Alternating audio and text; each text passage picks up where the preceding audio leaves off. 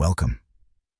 To the night Greenwood burned to the sound of piano keys swallowed by flame, to the smell of ink and smoke rising from what they once called Black Wall Street. Welcome to a sky that glowed the wrong color. To men with rifles and armbands moving like a fever through midnight streets, to a neighborhood that built itself from nothing and was reduced to nothing again. They said it started with an elevator, a rumor, a spark. But the fire was already waiting in resentment, in envy, in the idea that prosperity had a color. And that night the idea turned into policy carried by torchlight.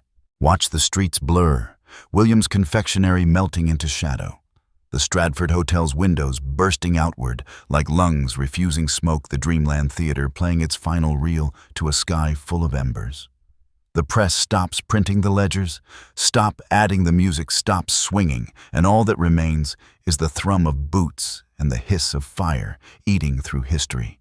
They came with gasoline. They came with hate that called itself order. Airplanes circled above, dropping kerosene like punctuation on a sentence already cruel enough. By dawn, 35 city blocks lay in ruin, more than 200 homes. 191 businesses, a hospital, a library, churches, schools gone. And yet, from the ashes, one figure remains in focus. A man in a dark three-piece suit, round glasses fogged from the heat, shoes powdered gray with soot. He walks through what used to be a city and what is now an accusation. He pauses not to mourn, but to measure, to see what can still be claimed. His name, Buck Colbert Franklin. A lawyer, a son of former slaves, a man who believed the Constitution might still remember its promise. By noon, he will raise a tent on the ruins of Greenwood Avenue, a tent that will become a law office, a church, a courtroom, a lighthouse in daylight. There he will write against the fire. He will file injunctions while smoke still curls over the city seal. He will use the same weapon the city tried to use against his people, the law itself. Because while mobs can burn buildings, they cannot burn a legal record once it's written. And Franklin will write fast, relentless, as if ink itself were a form of survival. Inside his tent, the air is thick with both ash and intention. He places his typewriter on a crate. He begins drafting the motion that will save the very street beneath his feet, Greenwood Avenue. Around him, people stagger through the wreckage, carrying whatever they can. A child's shoe, a violin, a family Bible singed but unbroken. And Franklin looks at them the way an architect looks at a fallen wall, already imagining how it can stand again. Outside, the wind keeps pulling the smoke northward, as if history itself wants to hide the evidence. But Franklin knows that smoke fades, paper endures, so he keeps writing. This is not a story about defeat. It is a story about paper, and how one man's pen became the last standing wall in a city of ashes. This is about how ink can stand where fire once ruled, and how the memory of a single street refused to die. For in the records, he wrote the words, Buck C. Franklin versus City of Tulsa would appear a quiet rebellion, spelled in legal language. And that rebellion, typed beneath canvas in 1921, would stop the city from erasing Greenwood again. It is easy to say the past is past. But listen closely. Sometimes the past still breathes, still flickers in the ember glow of a page that refuses to go dark. And tonight, we are walking back into that ember glow to understand how a street can burn and still survive, how a lawyer without walls could shelter an entire community, and how memory can outlast both flame and silence. So before we begin, leave a comment. Tell us where you're watching from and the exact minute you're hearing this story. Because every street has its witnesses, and tonight you are one of them. Welcome to Tulsa, 1921. The night a street tried to die, and a man refused to let it. June 1921, Tulsa, Oklahoma. An oil boom town with a heartbeat too fast for its own chest. On the southern horizon, derricks jab the sky like metronomes for money. Pumps cough and wheeze. Railcars shudder. Newspapers land on porches with headlines that sparkle and sting. Dust rides every breeze and settles into suit pockets, into hymnals, into the hinges of doors. And to the north, just past the tracks that cut the city like a thought you're not supposed to have, Greenwood. A district built by hands told to wait, so they moved quicker. Told to earn less, so they invented more. Told to stay small, so they went tall, brick by brick ledgers, heavy with receipts, storefronts lined in proud glass that caught the sun and sent it back. Morning opens slowly here, even in a city of sudden fortunes. There is the soft rasp of brooms on stoops, the barber's strop whispering its leather hymn, a piano's careful scales behind a cafe door. William's confectionery warms sugar until the air itself seems sweet. The Dreamland Theater exhales the last of last night's laughter through the sliver under its side door. A seamstress raises a blind, and the window fills with dresses that shimmer like fresh lake water. On Greenwood Avenue, the signs read like a roster of persistence attorneys, doctors, clothiers, grocers, a newspaper that prints its own oxygen, 2 banks holding the town's pulse. People walk with the posture of purpose, not loud, not boastful, just steady, hats tilt at angles the sun respects. In the courthouse district south and east, the law performs itself. Ink dries on forms that will be stacked, tied, filed, forgotten, until a crisis wakes them like conscripts. Police step through their assigned rhythms. Clerks nod at familiar names. City councilors practice sentences that sound like concern, but balance on budget lines and ballots. It is ordinary, which is to say dangerous, because ordinary can hide the fuse no one will admit they see. Tulsa is segregated not only by ordinance and custom, but by air. The air itself seems different on each side of the tracks. In white neighborhoods, the perfume of oil money, varnished oak, new tires. In Greenwood, the muscular scent of soap and starch-hot bread coal.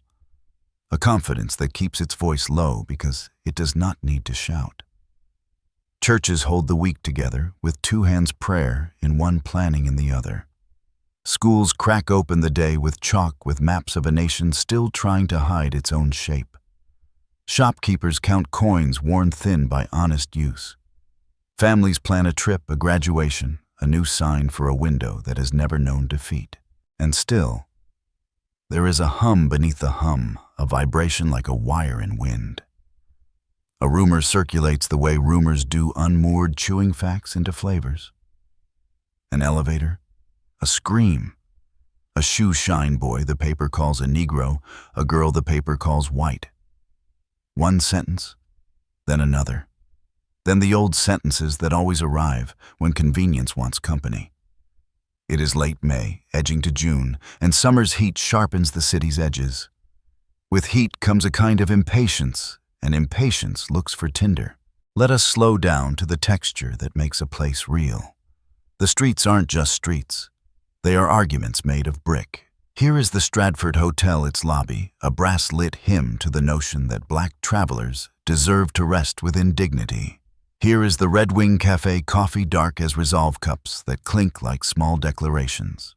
Here is a pharmacy where the apothecary jars shine like modest trophies. And a doctor's office where a child learns that stethoscopes are instruments of listening, not judgment.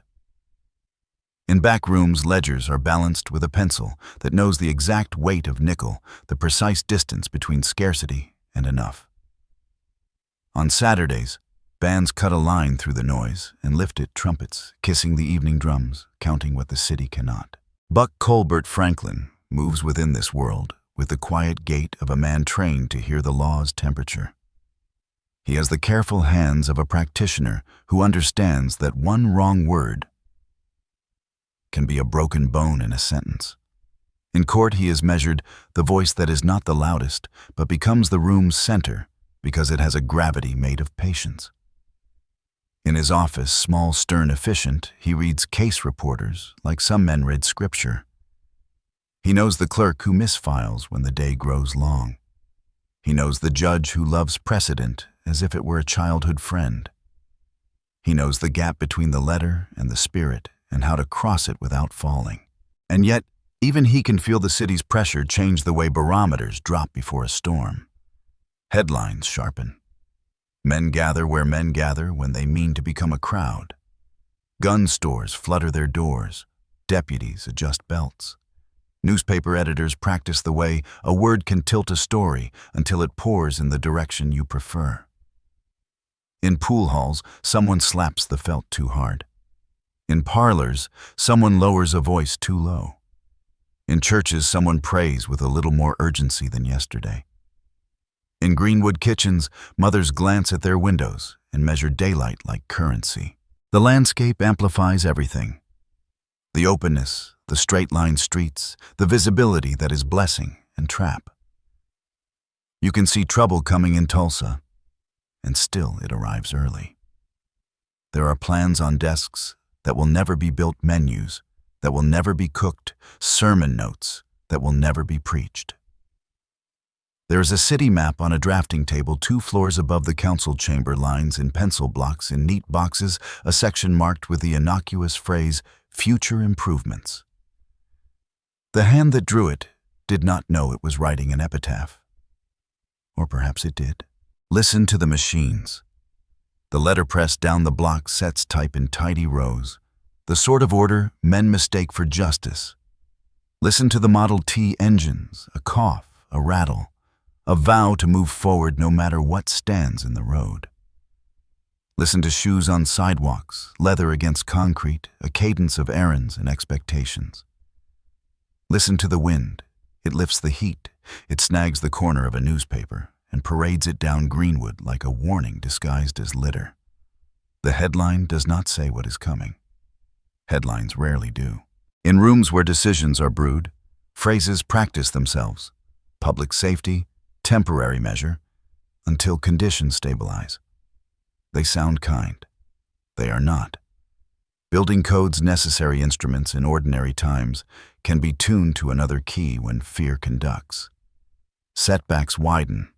Walls must be brick where wood once sang. Insurance companies discover words they buried in tiny clauses and congratulate themselves on foresight.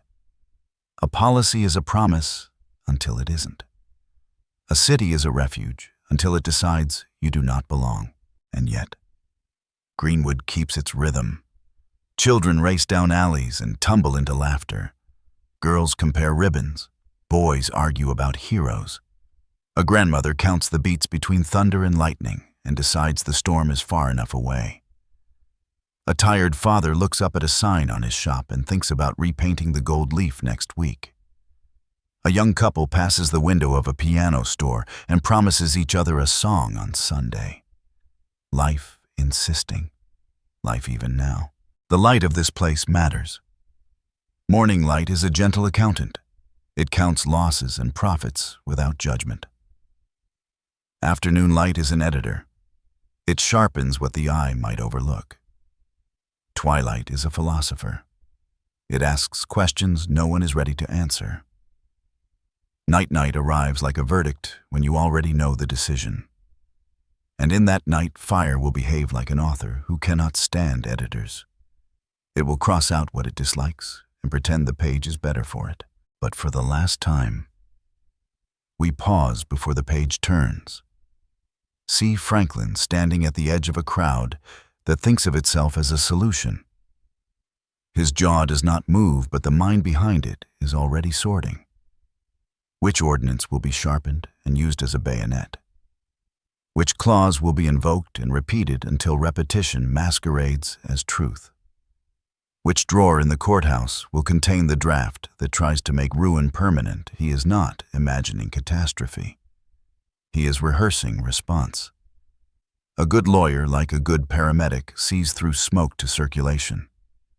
He knows what must be saved: first records, deeds, names attached to parcels that could be erased with a flourish.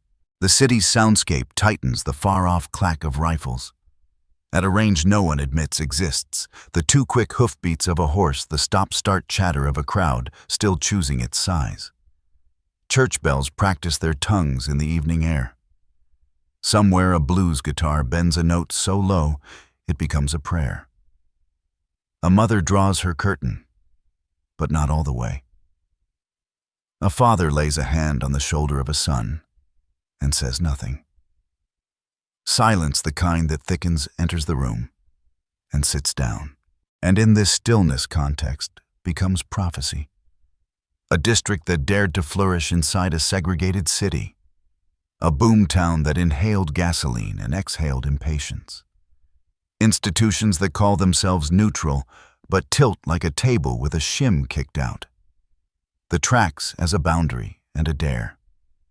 Greenwood as a sentence that begins with "we" and ends with "belong." Tulsa as a chorus that doesn't yet know it will soon be shouting.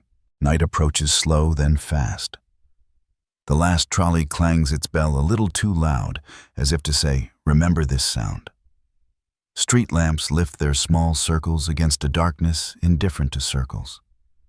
A breeze rises from the river carrying the smell of water and something metallic, a scent that reminds old soldiers of nights they promised never to describe. Doors lock, windows latch. A few do not, because habit is stronger than history until history insists. In a room lit by a single lamp, Buck Colbert Franklin opens a drawer and places a clean sheaf of paper inside a leather portfolio. He does it without ceremony, the choreography of a man who knows tomorrow might require a document that does not yet have a name. Context is not an excuse, it is a stage. The boards are swept, the lights are set. The audience has gathered without tickets, without consent. Somewhere a rumor takes a breath. Somewhere else a match prepares to learn what it was made for. And in Greenwood, in this place of banks and barbers and breakfasts and brass, a street waits. Not knowing it is about to be asked whether it can survive without its buildings, whether memory can stand when walls cannot. The answer, impossible tonight, will arrive in canvas and ink. And it will sound when it comes like a sentence read aloud in a room that finally remembers how to listen. Facts do not love fire, but they outlive it. Paper curls, ink browns, ledgers fuse at the edges, and still a line endures. A date, a signature that will not blink. We begin here in the archives of a city that tried to forget, and in the folders of a lawyer who would not. The city minutes tell their story in a voice that sounds neutral, which is how policy hides its appetite. A meeting, a motion, an ordinance proposed for the public good. The phrase "fire limits" appears the cartographer's way of saying who may return and who must remain erased. Streets are named, blocks are numbered, requirements lengthen like shadows at dusk, brick not wood. Widened rights of way, setbacks that push storefronts backward until memory no longer recognizes the door. On another day, such standards might sing a civic hymn. Here they hum an aftersong to arson. Insurance files speak more plainly if a little colder. Columns, ledgers, rubber stamps that do not tremble. Riot clause, civil commotion, insurrection. Words chosen long before Greenwood's flames, now deployed like fire brigades to rescue capital, not people. Policies that once felt like parachutes turn into neat refusals. A family unrolls a document on a table and watches the promise evaporate between two nouns. A clerk notes the denial in a hand practiced at speed. No raised voice. No apology. Click, the drawer shuts. There are the Red Cross logs. Dates, supplies, cots, rations, a humanitarian metronome that kept time while the city tried to pretend it had lost the beat. Names of the displaced appear and reappear. Sometimes spelled differently, sometimes followed by the thin phrase, "no forwarding address." There are field reports that measure ruin in numbers that struggle to carry the weight they were asked to bear. Dwellings destroyed, businesses gone, churches razed, lives uncounted. There are physician notes, burns described without metaphor, bullet wounds tallied as if tallying could hold grief in place. And there are school records that end midterm registers that turn a page and find only ash. Court dockets expand a bureaucratic swelling that signals the return of will. Petitions are filed by men and women whose property lines were drawn in confidence and then redrawn in smoke. Plaintiff vs. City, Petitioner vs. Board. The captions march like a quiet procession. The pleadings attach copies, deeds, plats, tax receipts, proof that ownership is not a rumor. And threading through under around these filings, Buck Colbert Franklin. His name appears beside co-counsel, beneath prayer for relief, above the oath of verification. The tent is a law office now, not by generosity, but by use. Read his prose, measured, exact, almost gentle, until the hinge, where it must become steel. He concedes what is reasonable safety order materials that resist flame. Then he separates reason from pretext with the edge of a sentence. A city may regulate, he writes. It may not confiscate. Emergency cannot inherit the arsonist's wish. A code cannot be retrofitted to produce dispossession. It is not rhetoric. It is geometry, angles, distances, the straight line of a right traced from statute to street. Exhibits accumulate. A map of the burned district, blackened blocks like a bruise on paper. A proposed widening of Greenwood Avenue, justified in terms of engines and ladders, functioning, in fact, as a land grab. Affidavits from owners who stand beside lots where their lives once stood, swearing to dimensions, to improvements, to taxes paid, in a country that often forgot what it had asked of them. Photographs stapled at odd corners, a church's ribs exposed to sky, a shop counter laced with ash like frost. These images are not captions for tragedy. They are almost arguments themselves. Meeting transcripts, leak intentions, the minutes try to launder. Phrases float up, discouraging immediate rebuilding opportunity to improve approach safeguards consistent with modern development. The tone is professional, the effect surgical. Franklin hears what the page will not confess, the cadence of exclusion disguised as expertise. He answers in the only dialect the system respects: citation and sequence. City Charter. Enabling Act. Case law from other towns where catastrophe tempted officials to redraw a neighborhood into compliance with someone else's dream. Meanwhile, the police blotter's stark spare accumulates the night's arithmetic. Arrests logged, not always explained. Confiscations entered, seldom returned. The blotter's brevity is its violence. Where more words should be, there is only date and name and a line that means, do not ask. The coroner's book is worse entries that nod toward bodies the city did not count with precision. Numbers argue with numbers, headlines joust. The sum never feels like enough to hold the sorrow it claims to measure. Franklin's filings do not recalculate the dead, but they insist that the living remain visible on paper. Property rolls and tax ledgers, those dull pillars of civic life, become instruments of witness. Page after page of owner lot assessed value. A parade of names. The city's new plans would strand outside their own thresholds. In the margins, pencil marks that mean visited, verified, gone. Clerks with tired hands make those marks. Franklin, with an untiring mind, turns them into compass points for a judge. Here is the block you will erase if you call this improvement. Here is the family you will disinherit if you widen this by 10 feet. From the mayor's office, memos that try to balance image and impact. Assure business community, maintain order, coordinate relief optics. The grammar of reputation is tidy, but it trips over the tent on Greenwood, where reputation is a luxury before noon and a mirage by dark. Franklin does not quote those memos. He does not need to. He points instead to the cause and effect hiding in plain sight: deny insurance, expand fire limits, require materials few can afford, and a neighborhood becomes a vacant possibility for someone else. And then the motion that matters. An injunction request, the plea that asks the court to pause the city's hand before it becomes a fist. Franklin drafts it like a bridge, each plank a clause, each nail a precedent. He asks for what sounds modest and is enormous. Let people rebuild where their lives stood yesterday. Let safety be safety, not a second-order arson. Let Greenwood exist tomorrow because it existed last week. Because existence is not a privilege to be renewed at another man's convenience. In the hearing, the courtroom's choreography plays, as it always does. The city's council speaks in the firm tone of someone convinced that engineering can be divorced from ethics. Fire chiefs nod at diagrams. Planners talk about turning circles for engines that never came when it counted. Franklin stands not grand, not theatrical, and calibrates the room. He concedes the obvious, which gives him the right to condemn the disguised. He describes how setbacks compel surrender, how a wider street can become a border that keeps the original owners on the wrong side of their own doors.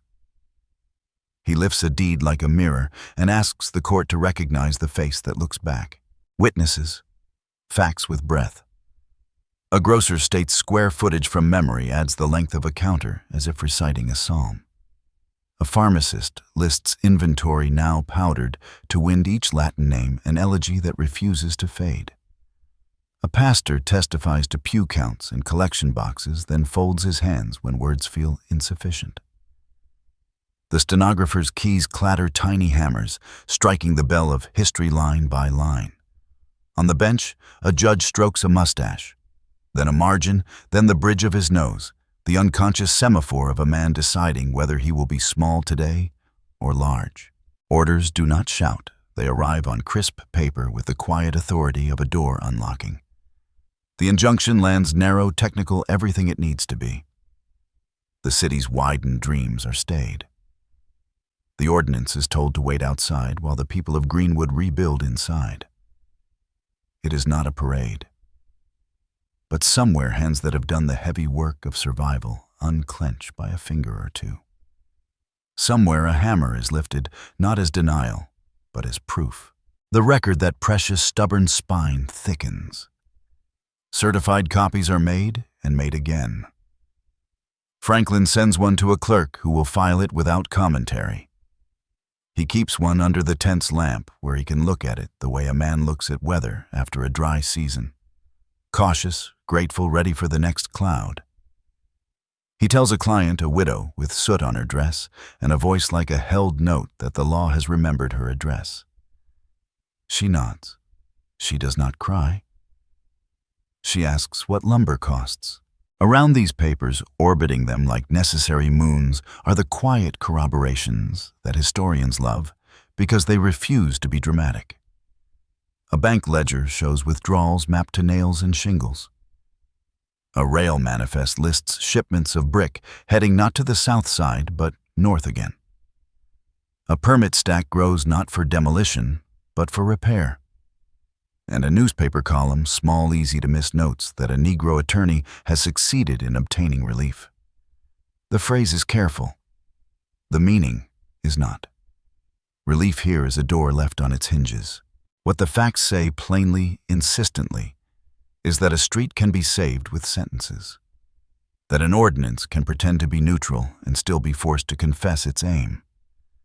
That insurance language polished for decades can be named as the blunt instrument it is. And that a man in a suit inside a canvas rectangle with a typewriter balanced on a crate can make a city alter its map. We close this layer where we began with paper that will not burn. The copy of the order, cool to the touch, the ribbon seal intact, the clerk's hand legible, the judge's name complete. Franklin slides it into a folder, not like treasure, not like a relic, but like a tool he will reach for again. Outside, the ground is still black in places. The air still tastes of iron. Yet somewhere someone chalks a line on a foundation and says softly, "Here."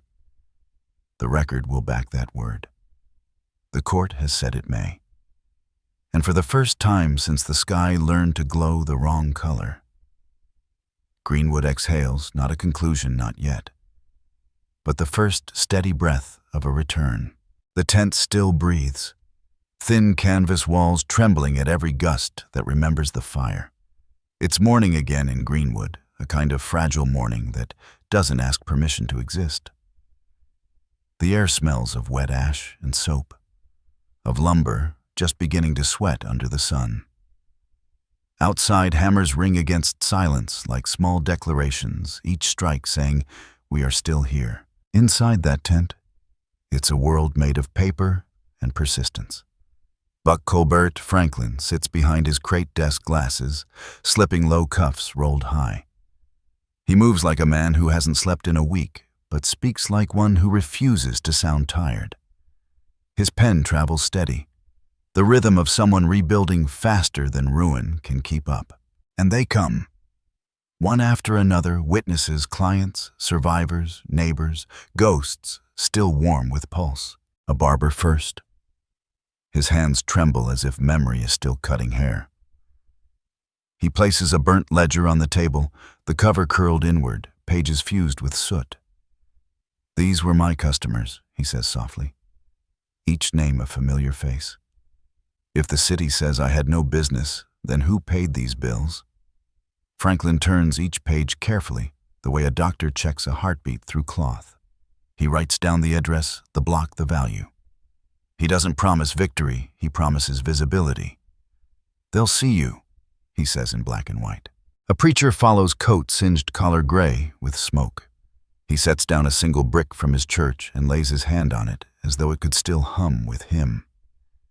He describes pews that burned a choir that ran barefoot through glass. He quotes scripture not for comfort, but for evidence. Franklin listens, pen hovering, and asks, "Was it load-bearing?" The preacher blinks, then smiles half in disbelief. "Every brick was," he says. Franklin nods. Then every brick counts. He writes the number, 48 pews, 1 bell tower, 1 man of faith who will not let memory be described as rubble. Outside, the sound of children slips through the tent flap, laughter thin but real. A girl balances on a beam of a ruined storefront, arms out like wings. Someone tells her to be careful. She answers, "It's okay, it's still our store." That line drifts into the tent and lands like a verdict. Midday. The light is harsh, merciless, the kind of light that makes everything honest. Franklin's hands are smudged with ink, his shirt stuck to his back. The tent smells of sweat and carbon, and something new, hope or stubbornness. It's hard to tell them apart. He steps outside for air and watches a man lifting bricks back into walls without measuring tools, just memory and muscle. A woman nearby scrubs soot off a porcelain sink as if cleaning could erase the echo of flame. A boy stands on a corner selling lemonade to men who don't have coins they pay with stories, and he accepts. Everywhere, something is moving, rebuilding, recalculating, not just structures, but meaning. A library table becomes a pulpit. A crate becomes a counter. The city map, redrawn by fire, is quietly being rewritten by hand. And still there is resistance, the quiet bureaucratic kind. A messenger arrives from downtown carrying papers that sound polite but bleed policy applications, delayed permits, pending zoning under review. Franklin reads them with the calm of a surgeon studying an X-ray. "It's obstruction in the bloodstream," he murmurs. He writes a response before the ink on the denial is dry. His letter is not angry, it's exact. Precision becomes defiance. Late afternoon, the air grows heavy. From the hill, the courthouse watches Greenwood rebuild like a disapproving relative. Down here, people learn to smile with grit between their teeth. The Red Cross tents empty slowly. Cots fold back into wagons. A woman walks by carrying a phonograph that still smells of smoke. "It plays," she says, "if you wind it slow." She sets it on a barrel. The needle crackles, then the faint voice of Bessie Smith leaks into the street. Nobody knows you when you're down and out. People laugh not at the irony, but at the miracle of sound itself surviving. Night slides in, but it's gentler now. Lamps flicker in doorways where doors don't exist yet. Someone fries onions on a tin stove. Someone hums a hymn that sounds older than the city. Franklin's tent glows from within the silhouette of a man, bending over paper shoulders, squared against fatigue. Outside, a small crowd gathers, men with sleeves rolled, women with kerchiefs, children leaning against one another. They don't speak. They listen to the scratch of his pen, the click of his typewriter. The sound means progress. Then a noise that doesn't belong. Boots on gravel. Voices too sharp, too official. Two city inspectors approach clipboards in hand faces set to neutrality. Mr. Franklin, one begins, we're reviewing unauthorized structures. This tent, Franklin looks up slowly. This tent, he interrupts, is an office of law. The inspector hesitates. The other man clears his throat uneasy. Franklin gestures toward the papers on his desk. You'll find the city is already here in every line. There is no shouting, just the authority of a man whose belief is louder than volume. The inspectors leave not convinced, but unwilling to stay. When they're gone, the crowd releases its breath. A woman starts clapping one slow beat, then another, until it becomes applause. Franklin doesn't smile, but his shoulders ease. He sits, straightens a stack of pages, and resumes writing. Hours pass. The tent fills with testimonies. Names, dates, prices, fragments of property, remembered like scripture. A young man arrives with hands blistered from cleaning debris. He has found a sign, Williams & Sons Tailor Shop. He holds it like relic. Can you make them let us hang it again? He asks. Franklin studies the charred wood, then looks at the man. Yes, he says simply, but we'll hang the ruling first. The room chuckles. Law and laughter, both survival tools. As midnight leans closer, the tent cools. Outside, cicadas drone the lullaby of aftermath. Inside, Franklin's lamp flickers, his handwriting tighter now. He drafts affidavits, types, motions, seals envelopes for morning. Each page a kind of architecture. Each paragraph a brick in a wall no fire can touch. In between strokes of his pen, the folklore layer stirs, whispered truths that history will file under superstition. They say a shadow walks Greenwood streets after midnight, carrying a briefcase made of light. They say when Franklin writes, the ink glows faintly blue, as if the ghosts are lending their signatures. They say, if you listen closely at the courthouse steps, you can hear a typewriter clicking somewhere far away. Steady, rhythmic, unending. Not myth. Maybe memory refusing to rest. One night, near 2 a.m, Franklin pauses. His hand aches. He stands, steps outside. The moon is thin, cautious. The ruins stretch around him like a wound that is finally scabbing. He hears someone hammering, still someone who refuses to stop. He smiles the kind of small, tired smile that carries both ache and grace. He whispers to himself, the city's not gone. It's just under reconstruction. The wind catches the phrase and scatters it down the block, a benediction disguised as a draft. By dawn, the first roof stands crooked, stubborn, magnificent. Children cheer. A mother weeps. A man nails a board above a door that reads simply, open. Franklin walks past, carrying folders to the courthouse. People nod as he passes, not in reverence, but in recognition. He's one of them, just armed differently. Behind him, Greenwood stirs half ruin, half resurrection. The smell of coffee returns. Someone sweeps a doorway that no longer has a door. And through the hum of morning, the sound of typewriter keys still echoes from that canvas tent, measured persistent, like footsteps across ash. In the end, rising incidents are not explosions. They are small acts, repeated until they change the shape of silence. A barber rebuilding his chair. A mother reopening her shop. A lawyer turning testimony into structure. Each moment a spark, not of fire, but of return. And as the sun climbs, Franklin's tent glows brighter than the courthouse windows on the hill. Because what burns once can burn again, but what rebuilds stronger, word by word, page by page, breath by breath, morning after morning. Paperwork grows like a new scaffolding. Memos, date-stamped maps, unfolded, carbon copies stacked in careful geometry. Buck Colbert Franklin stands amid it all like a surveyor of aftershocks, one hand on statutes, the other tracing boundaries on ash-stained plats. Between ruin and return, he translates. On his desk, an atlas of reconstruction. Fire maps block by block, survey sketches with neat hatching-typed lists of improvements required. The lines look sterile, but each angle crosses a history. A red square marks the lot where a family once lined up shoes by height near the door. A proposed boulevard slices through parcels that yesterday still held gardens. The city's engineers measure efficiency. Franklin measures belonging. The paper is flat. The stakes are not. New ordinances arrive with softened edges, urban renewal, public safety zoning adjustments. Words that feel like soap, yet leave a residue. A mayoral circular promises a better, safer Greenwood printed beside a blueprint, whose legend points away from the old center, like a compass gone selective.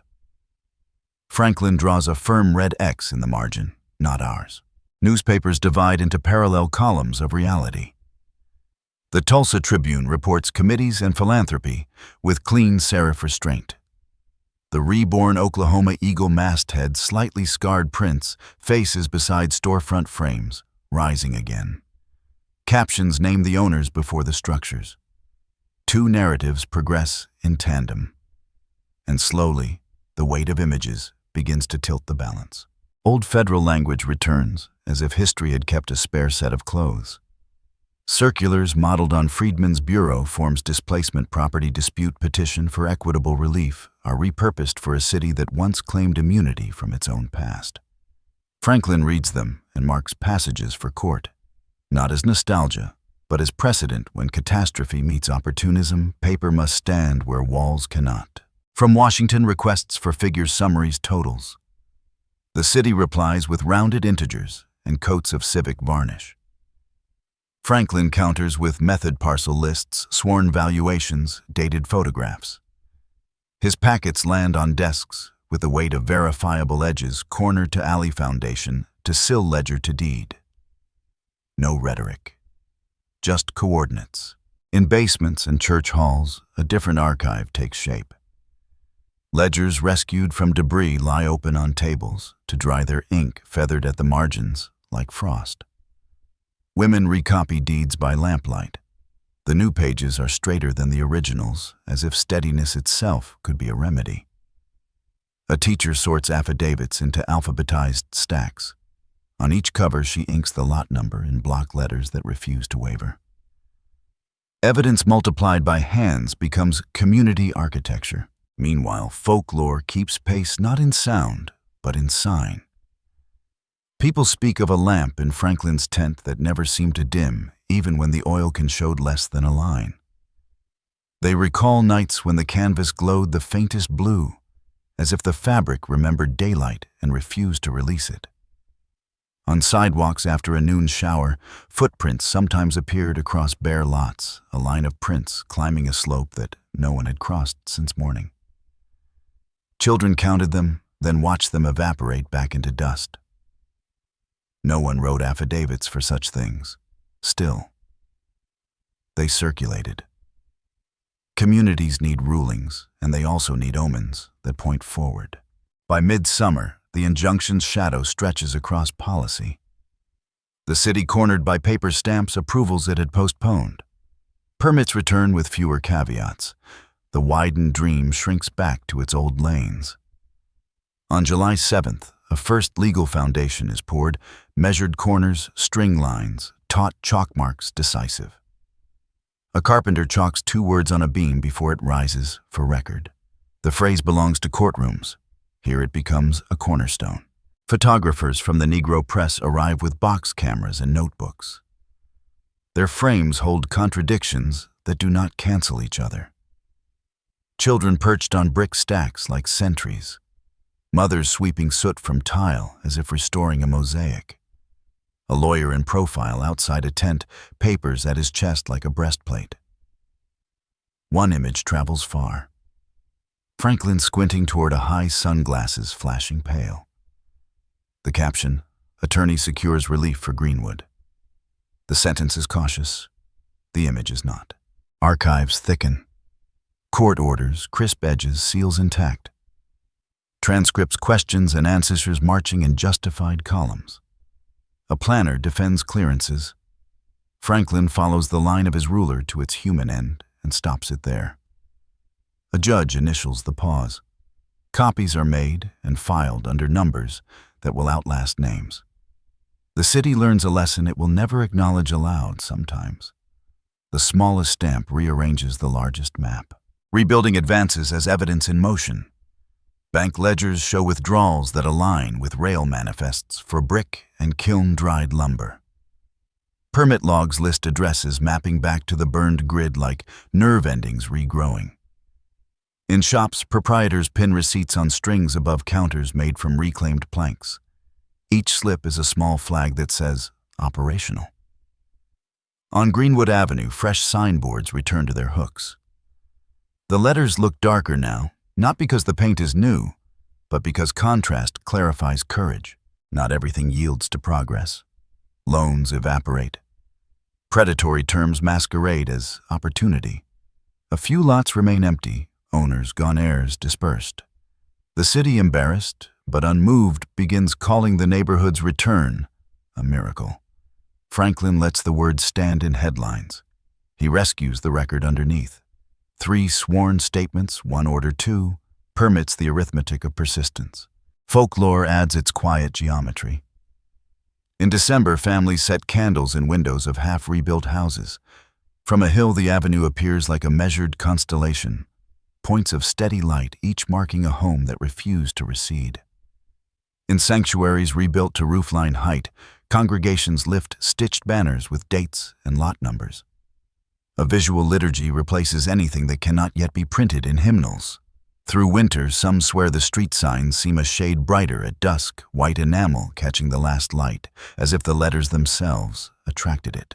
By 1922, field investigators for relief agencies file updates. Their prose is dry, their appendices are not. Plates of photographs show before, after pairs, mounted on black paper ruins, to frames, to walls to storefronts. In one set, the Stratford corner reappears with squared windows and a transom reflector that throws daylight deep into the interior. A stamp below reads, "Reopened." Such stamps change more than hours of operation. They alter narrative. WPA writers later interview survivors. Their notes carry careful dates and proper names, and also sketches. A widow draws her lot from memory house fence line 2 young pecans. Beside it, she draws the new silhouette, 1 story shorter porch posts, thicker roof pitch, steeper. Better for wind, she writes. Her page is not a lament. It is a diagram of adaptation.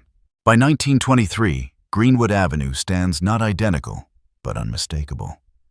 200 businesses open again. 1,000 families resettle within walking distance of the corners they used to call directions. The Oklahoma Eagle prints a headline that requires no exclamation point from ashes to ink. Franklin keeps the clipping folded behind a card that lists case numbers in his hand. When asked about leaving Tulsa, he points to the folder. The answer is, there the record does not move. Elsewhere, the story travels. The Chicago Defender calls the district a city risen twice. Postal marks spread the article across states and oceans.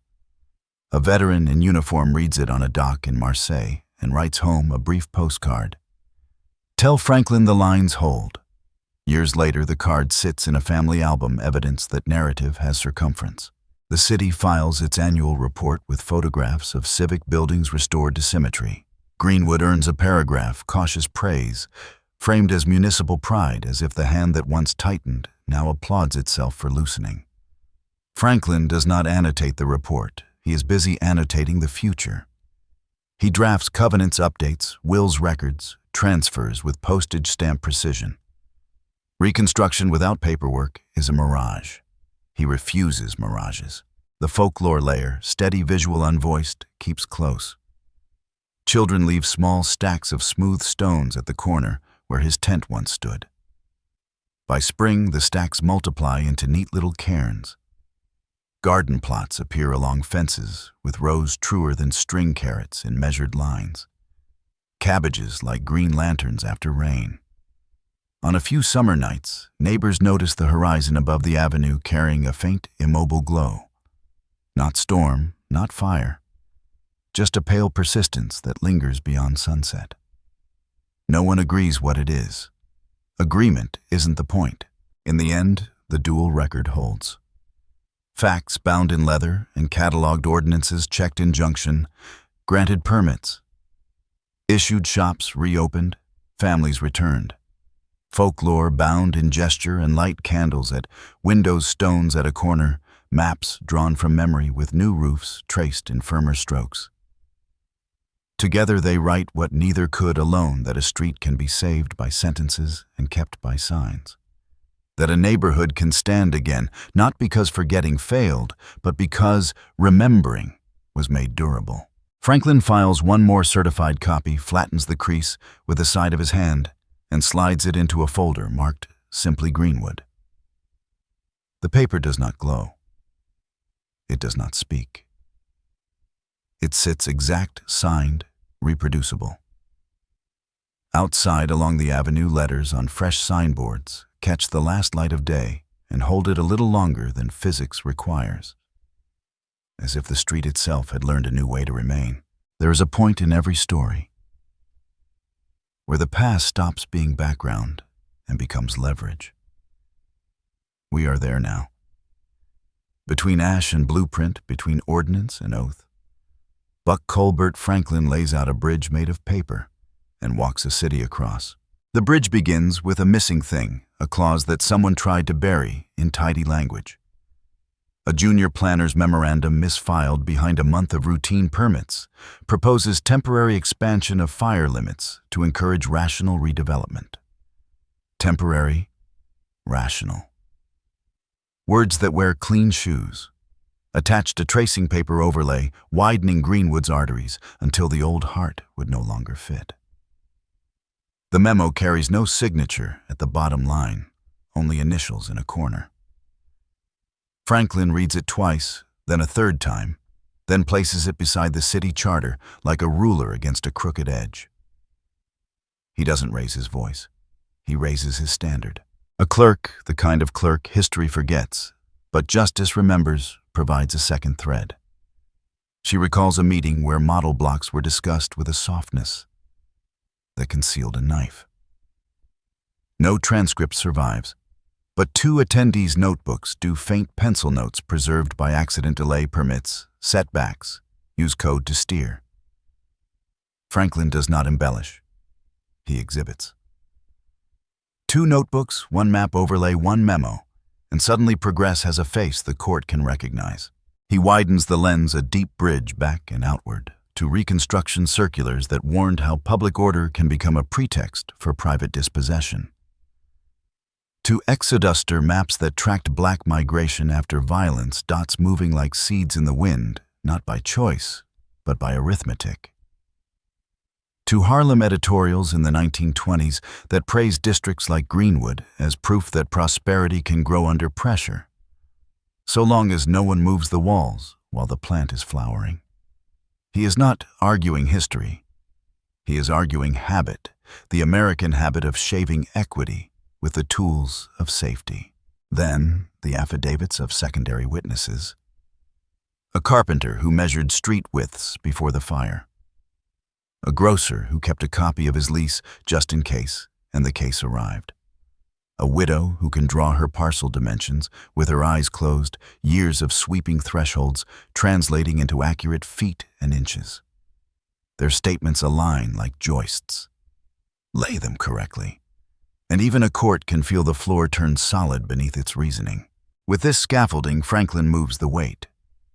His motion is not angry. It is meticulous, paragraph following paragraph, the way a careful hand follows a chalk line.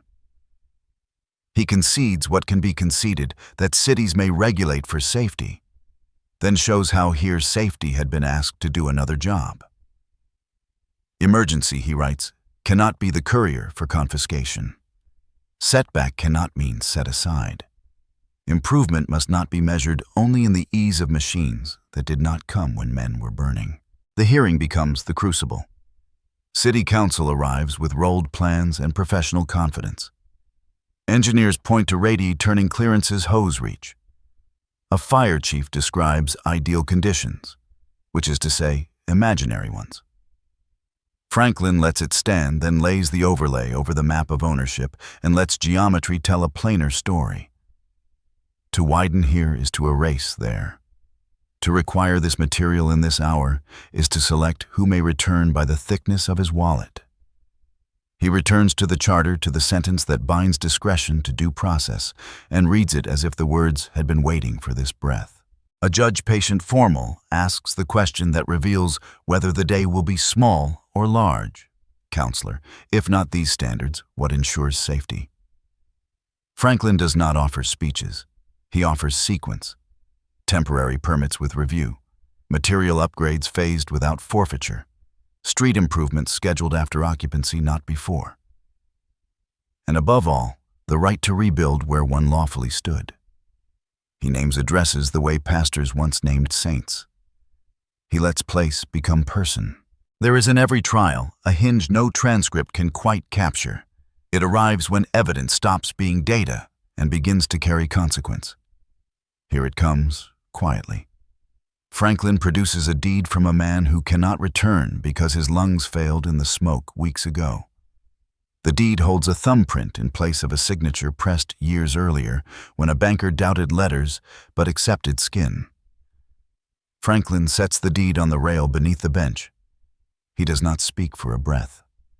And then he says only, "This is also what you widen through." The room does not shift. The decision does. Orders do not announce themselves with trumpets. They arrive on crisp paper ink, still a touch shy of dry, the seal biting down like resolve. The injunction is granted not in the language of victory, but in the grammar of restraint. The city is stayed from enforcing widened limits that would disinherit. Permits shall issue conditional on ordinary code. Owners may rebuild on their original footprints. The order is narrow and enormous. It does not rebuild a single wall. It allows hands to. The tent becomes a distribution center for relief of a different kind, certified copies. Franklin slides one across a crate to a barber who runs a thumb across the seal, as if testing grain. To a teacher who folds the paper as carefully as she used to fold attendance lists. To a mother who tucks it into the same Bible that kept her family names legible through smoke. The documents are not beautiful. They are serviceable, the aesthetic of survival. Climax here is not a cheer. It is a visible change in angle. Hammers stop sounding like stubbornness and start sounding like schedule. String lines rise and hold. A shop sign returns to its bracket. Its shadow falls exactly where it used to land at noon. At the courthouse, planners return their rulers to drawers and draft revised guidance that reads suddenly like obedience. Insurance adjusters still shake their heads. Riot clause remains the country's mean little loophole. But even they begin to write smaller checks for fixtures and contents because the order signals a different wind. Franklin does not linger in the glow. He moves to the next task, titles clouded by lost guardianships, for orphans probate for those whose names stand now in past tense. He draws up covenants and cautions neighbors against predatory terms disguised as help. He helps a congregation incorporate properly so its rebuilt sanctuary cannot be taken by a clever lien. He finds time somehow to send a note to a law school friend back east, injunction held. Greenwood returning. Send forms for small business associations. The reply arrives weeks later with templates and 3 replacement ribbons for his typewriter. The bridge extends outward across years, and then across decades. The order finds its way into a shelf of municipal case books, a thin spine among thicker ones. Scholars will pick it up later and call it limited, then look again and see how limits applied precisely confined harm and widened possibility. In planning schools, a slide will appear with 2 maps. Proposed fire limits 1921 and actual reconstruction 1922-1923, and a professor will ask a room of students to locate the hinge. Someone will circle the injunction date. Someone else will underline Franklin's name. And in Greenwood, the hinge takes a simpler form. A boy who watched his father salvage bricks grows into a man who orders new stock for a reopened shop. A girl who traced her yard in the dirt becomes a teacher who pins maps on classroom walls, this time with borders that do not move while children are sleeping. A widow who held a certified copy the way one holds a passport lives to see her grandchildren cross the threshold of a store whose floorboards creak in the same places the old ones did. Continuity not identical, but legible. Bridge completed, climax. Past, what remains is the motif that brought us here. Fire writes quickly, ink writes last. The flames wanted Greenwood to become a paragraph that begins with once. Franklin insisted on a different tenses. He did not restore perfection. He restored permission. The permission to stand where you stood, to trade where you traded, to answer your mail at the same door. In American law, that is no small thing. It is the difference between a story archived and a story ongoing. He folds the last certified copy of the day, aligns its corners with care, and places it in a folder labeled simply Greenwood. No flourish, no speech. Outside, scaffolds hold their breath between floors. Window frames wait for glass. Sign painters steady their hands.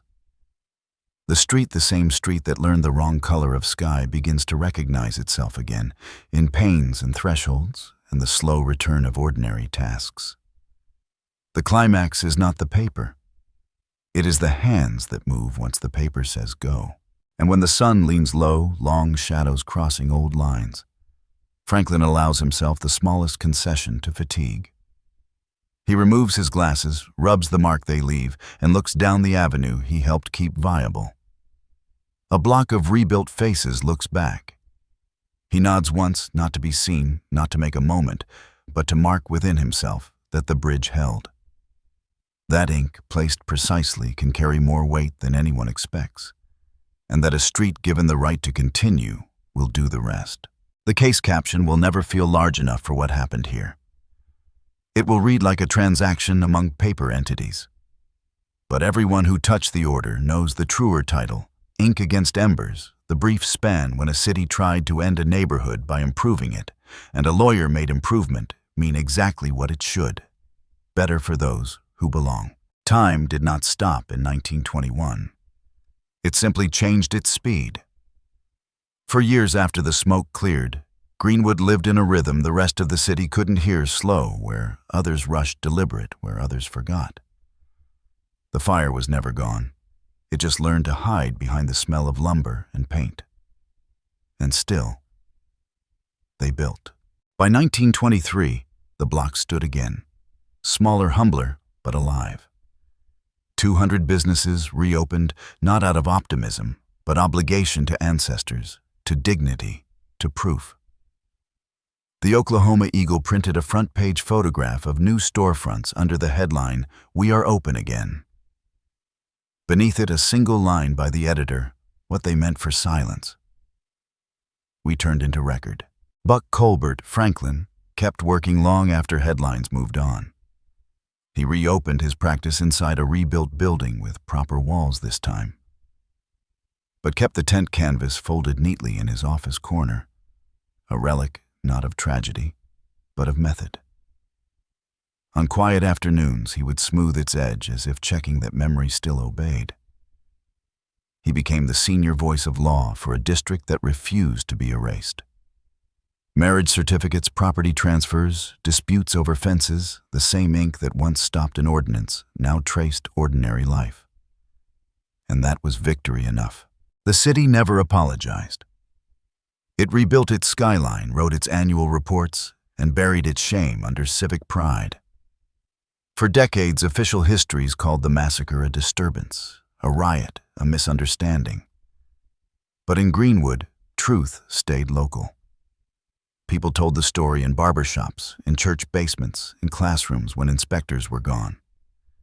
They taught their children the names of lawyers and shopkeepers, not only martyrs. They said Franklin's name the way others said prayer, not louder, just longer. Decades passed. The Great Depression folded the economy once more, and yet Greenwood still traded. During World War II, returning black soldiers found a familiar refuge here, a neighborhood that understood both discipline and defiance. Jazz clubs bloomed in the same basements where petitions had once been written. Trumpets, laughter spinning skirts, ledgers balanced at midnight prosperity returning in color and motion. And through it all, Franklin's injunction stayed on record, a thin spine holding the weight of decades. In the 1950s, when the language of progress returned, wearing new clothes, urban renewal, highway development, modernization, it came again for Greenwood. Concrete plans sliced through the district with the same clinical precision the fire had used. The neighborhood shrank, displaced by asphalt and overpass. And once again, memory became protest. Surviving shop owners held up copies of Franklin's 1921 ruling, a paper already yellowed but still binding. They said, "We rebuilt once. We can resist again." Some losses returned, others held. The street changed, but it refused to disappear. By the 1960s, civil rights marches crossed the South. Banners rose, choirs walked, cameras rolled. Students in Tulsa carried signs quoting the injunction, "A man may rebuild where he lawfully stood." Most didn't know the author's full story, but they felt its shape. Law had once made erasure legal, and one man had taught it shame. The bridge he built in ink reached farther than he could have imagined. Franklin aged quietly. His eyesight dimmed, but his handwriting never trembled. In old age, he dictated letters to his son, himself a lawyer now. He spoke less of the night of fire, more of the mornings after, of the way neighbors learned to share tools, the way women organized credit circles, the way children memorized lot numbers like nursery rhymes. He said law is not paper. It's agreement to continue. When he died, his funeral filled the same district he had kept alive. The city sent no delegation, but every block sent someone who owed him a roof. Years folded into one another. Greenwood aged, adapted, fractured, and healed. Businesses moved downtown. Freeways carved detours. History tried once again to tidy its edges. But in the corners of archives, Franklin's case remained citation number docket file preserved under glass. Scholars rediscovered it in the 1980s, calling it one of the earliest post-massacre injunctions defending black property rights. Law schools taught it briefly, then longer. The bridge widened again, this time across generations. And somewhere in Tulsa, elders still told stories not found in textbooks. They said Franklin's pen was never buried with him, that his tense canvas still exists, folded in a family chest, carrying the smell of ink and rain. They said if you stand on Greenwood Avenue at dusk, you can see how the light bends differently on the rebuilt walls, a warmer reflection, like something that remembers being saved. Not legend, perhaps. Only gratitude turned visible. Today the district breathes again, brick by brick, glass by glass. Cafes hum beside memorials. The Greenwood Cultural Center stands where flames once stood highest. Tourists walk the sidewalks where soot once lay. Thick tracing plaques with their fingertips, Williams Confectionery, Dreamland Theater, Stratford Hotel. The air feels heavier here, not with sadness, but with evidence. Every plaque says what paper once fought to prove we were here. We are still here. And still the official map bears a faint echo. Street lines, adjusted corners, softened names rearranged to suit modern grids. Yet if you look from above the old fire zone, the rebuilt blocks, you can still see the ghost geometry of the original Greenwood stubborn beneath new asphalt, refusing to vanish. A shadow of belonging that endures when concrete forgets. The archive holds Franklin's handwriting, slanted deliberate, the pressure visible even through carbon paper.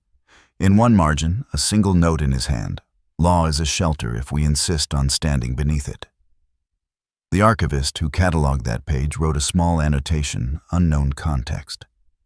But context, like memory, always finds its way back.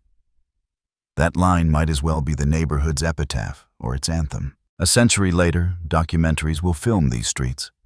Drones will trace their edges, narrators will whisper the dates. But no lens can capture what those pages did, the quiet revolution of ink choosing endurance over anger. Franklin's work will not trend.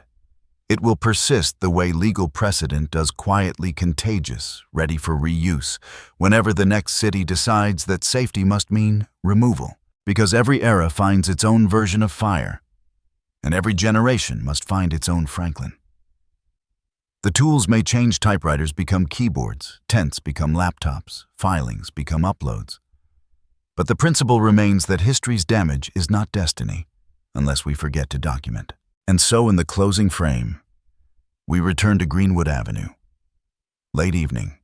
Storefronts glow with steady light. The brick looks older than a century, though much of it is new.